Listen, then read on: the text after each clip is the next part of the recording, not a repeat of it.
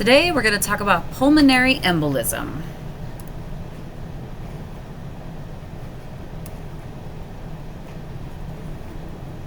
This is your brain.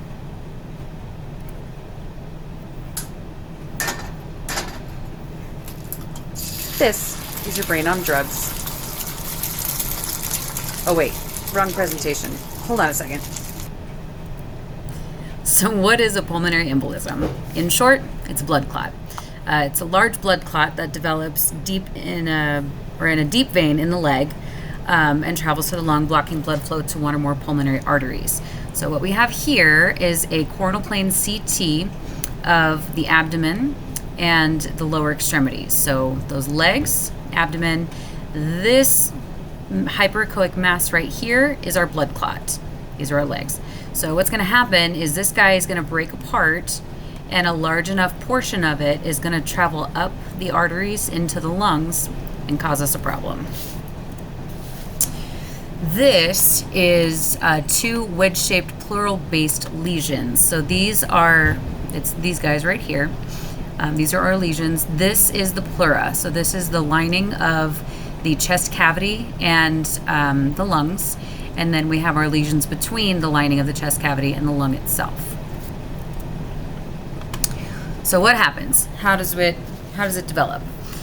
So a blood clot is caused by damaged veins, and veins can be damaged with certain diseases like cancer or genetic conditions, or sedentary lifestyles, or bed rest or hospitalization. Obesity and pregnancy can also damage veins because of the added weight and pressure on those veins. And medications or not enough water that cause your blood to be more viscous or thick. So the blood clot will develop and is left untreated, and sometimes the patient doesn't know they have a deep vein thrombosis. So the term quote unquote left untreated isn't exactly fair verbiage, but it stands. So the DVT then travels up the arteries to the lungs and creates a blockage, and so the oxygen absorption is decreased. And that creates hypoxia, which is anything below 60 millimeters of mercury or 92% oxygen saturation in the blood for any amount of time. That's hypoxia. And the amount of oxygen getting to the blood and organs is reduced, which could then cause necrosis, and that, of course, is your dead and dying tissue. Pulmonary embolism, of course, is the result of that DVT. So it travels up the main arteries and becomes lodged, and then the blockage decreases the oxygen getting to the lungs and thereby to the tissues. Some signs and symptoms of a pulmonary embolism are shortness of breath, your chest pain and fainting, and those are actually the two most common symptoms. A cough, which may or may not include blood or blood-streaked mucus. Tachycardia, which is that rapid and irregular heartbeat, lightheadedness and dizziness, excessive sweating, fever, swelling in the legs, which is typically seen in the calves and ankles, and then cyanosis, which is your clammy and or discolored bluish skin. The picture in the top right corner here, this patient has some cyanosis in their digits. Timing on the diagnosis is crucial. Report any of the above symptoms to your provider as soon as humanly possible, even if you're not sure what it is, even if you think it might be something else, they need to be reported. Many of these symptoms can be mistaken for other symptoms or other diagnoses. So it's also important to know if there's a family history of pulmonary embolism, deep vein thrombosis, or something else that has similar symptoms, so you know what to watch out for. This really scary thing is that the symptoms of heart failure are sometimes confused with pulmonary embolism. So that shortness of breath, the cough, the dizziness, low blood pressure. If you experience any of those, alert your provider right away and get yourself to the emergency room, because if it is heart failure, that's all she wrote. What's the treatment and prognosis now that you're all scared about this? The best treatment, of course, is prevention whenever possible. It's best to just set yourself up with a healthy lifestyle. So you need to be active.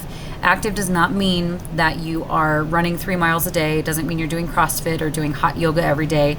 It just means getting your heart rate up a little bit regularly. It doesn't even have to be every day, but 3 to 5 times a week. Getting your heart rate up is going to help with your circulation. It's going to help keep those organs healthy and help to prevent clots and muscle atrophy and so many other terrible things that can happen with a sedentary lifestyle.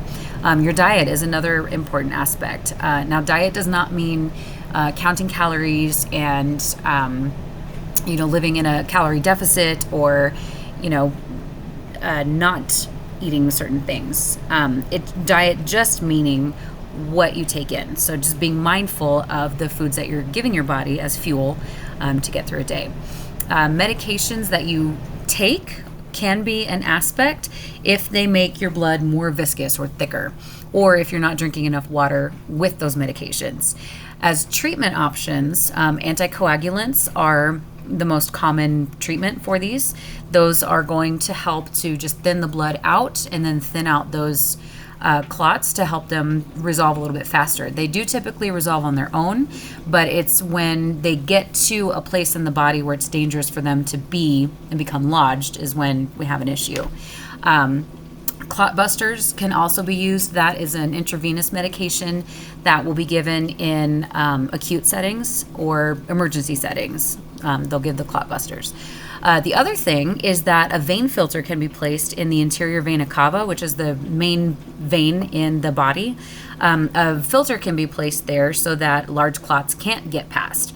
Now, that could be an issue if you get a clot at the vein filter and then blood can't get through. That's going to be a whole other issue, but that'll be managed by your provider as well. And then the last thing is just fluids. The U.S. National Academies of Sciences, Engineering, and Medicine determined that an adequate daily fluid intake, talking is hard, is about 15.5 cups a day for men and about 11.5 cups a day for women.